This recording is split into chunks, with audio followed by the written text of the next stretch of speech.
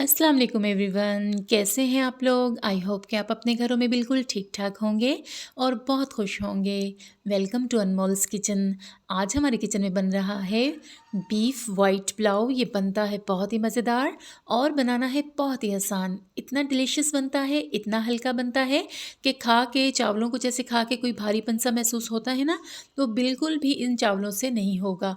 ये इतने लज़ीज़ बनते हैं और इतने हल्के-फुल्के से होते हैं। बहुत ही कम मसालों से बनाएँगे और बहुत ही मज़ेदार बनाएँगे। तो कैसे बनाना है ये इतना मज़ेदार और क्या है इसका तरीक़ेकार? तो चलें बनाना शुरू करते हैं।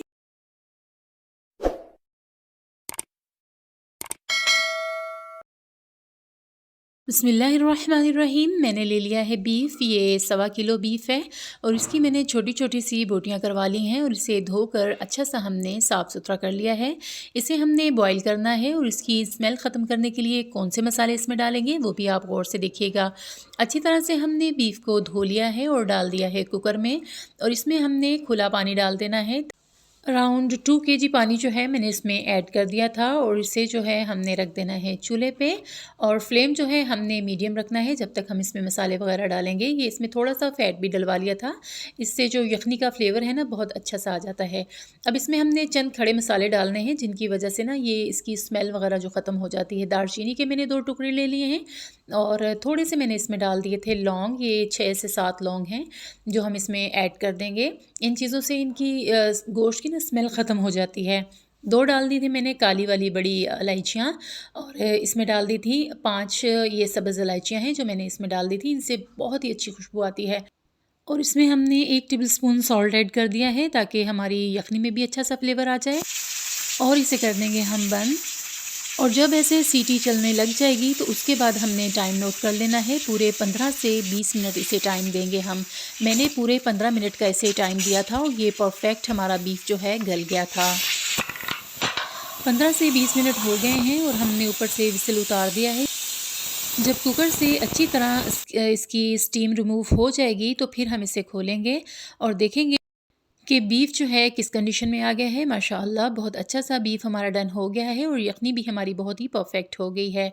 सो अब इसे उतारेंगे और रखेंगे हम पतीला ऊपर चावल बनाने के लिए। उसमें मैंने हाफ़ कप ऑयल डाल दिया था क्योंकि जो हमने बीफ बॉयल किया है उसमें भी ऑयल है, फ़ैट है, तो इसलिए हम ऑयल का इस्तेमाल कम करेंगे। आधा कप मैंने ऑयल ले लिया है और उसमें एक मीडियम साइज़ का मैंने प्याज ले लिया था और उसके बारीक स्लाइस कटिंग कर ली थी और उसे हमने डाल दिया था ऑयल में। मीडियम फ्लेम पे इसे पकाएंगे और प्याज़ों को बिल्कुल भी हमने कलर नहीं देना, जस्ट इसे हमने सौटे करना है। जब ये सौटे हो जाएगा तो इसमें 1 टेबलस्पून मैंने भर के साबुत सफ़ेद ज़ीरा डाल दिया था ताकि इसकी भी अच्छी सी ऑयल से खुशबू आए, हमारे पुलाव से खुशबू आए।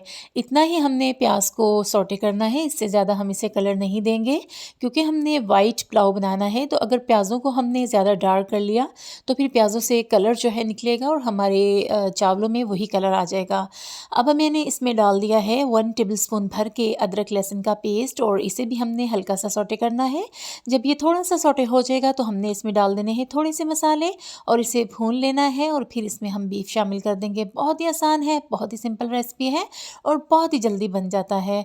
लहसुन अदरक का पेस्ट जो है हमारा थोड़ा सा सौटे हो गया था तो मैंने इसमें डाल दिए थे 2 दरमियाने साइज़ के टमाटर मैंने लिए थे, पील आउट कर लिए थे और स्लाइस कटिंग करके इसमें डाल दिए थे और 1 टेबलस्पून जो है इसमें मैंने वाइट पेपर ऐड कर दी थी क्योंकि ना इसमें लाल जाएगी और ना ही इसमें ब्लैक जाएगी और 2 टेबलस्पून ही मैंने इसमें सॉल्ट ऐड कर दिया था क्योंकि 1 टेबलस्पून जो है हमने यखनी में भी डाला हुआ था। तो इसलिए हमने ये थोड़े से मसाले डाले हैं तो इनसे इतना लज़ीज़ ये बनता है पुलाव और बहुत ही हल्का-फुल्का। थोड़ा सा हमने इसे भून लिया और हमने इसमें डाल दिया है बीफ जो हमने फुल डन किया हुआ है। इसे हमने 2 से 3 मिनट के लिए भून लेना है ताकि इसमें जो है नमक का और ये वाइट पेपर का अच्छा सा फ्लेवर चला जाए। इसे 2-3 मिनट के लिए हम भूनेंगे और इसमें हम शामिल कर देंगे यखनी जो हमने अच्छी तरह से छान ली है और सेपरेट कर ली है। बीच में जो वो थे ना खड़े गरम मसाले वो बीच में से हमने रिमूव कर दिए हैं और यखनी जो है हमने छान के रख ली है और इसमें हमने डाल देनी है। 1 केजी राइस हैं जिनका मैं आपको रेशो बता रही हूँ।